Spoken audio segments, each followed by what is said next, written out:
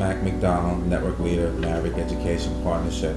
The whole aspect of ed reform has gotten to a point to where we've become so sophisticated. We've been born from a need. The need was to create professional learning communities. And in many different aspects, we were able to allow principals to be professionals, to understand that they have creative resources that can support them in understanding what needs to be done in terms of leadership and supporting teaching, and also to think about ways that we can sustain our successes.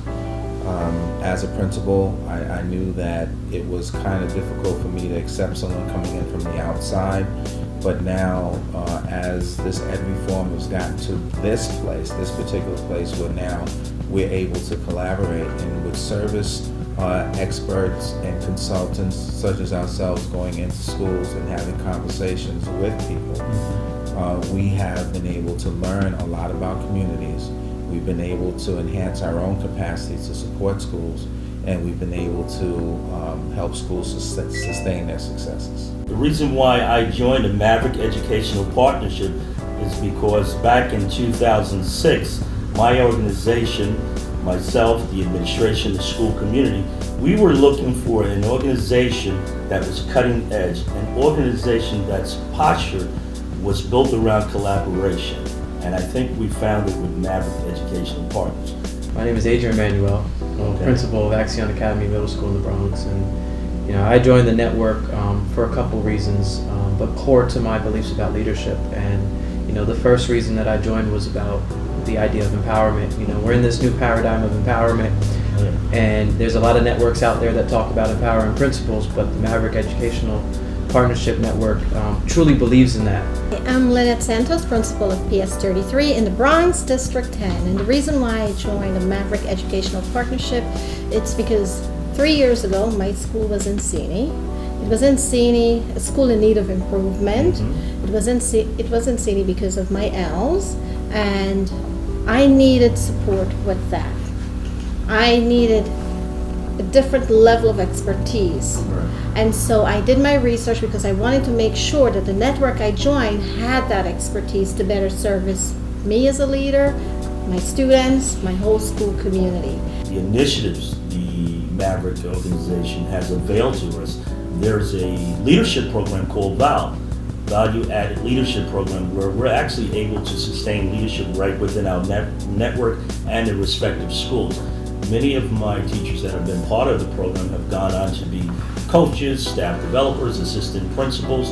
We didn't get that type of support prior to coming into the Maverick Educational Partnership.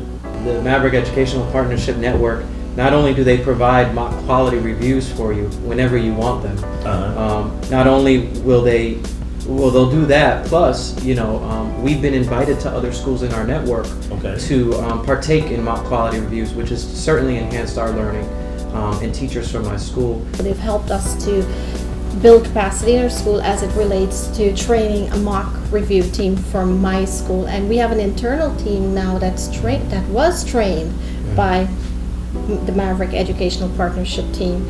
They are currently planning the review for my school. So speaking of all these wonderful things about the Maverick Educational Partnership, that leads us to Mr. Mac McDonald.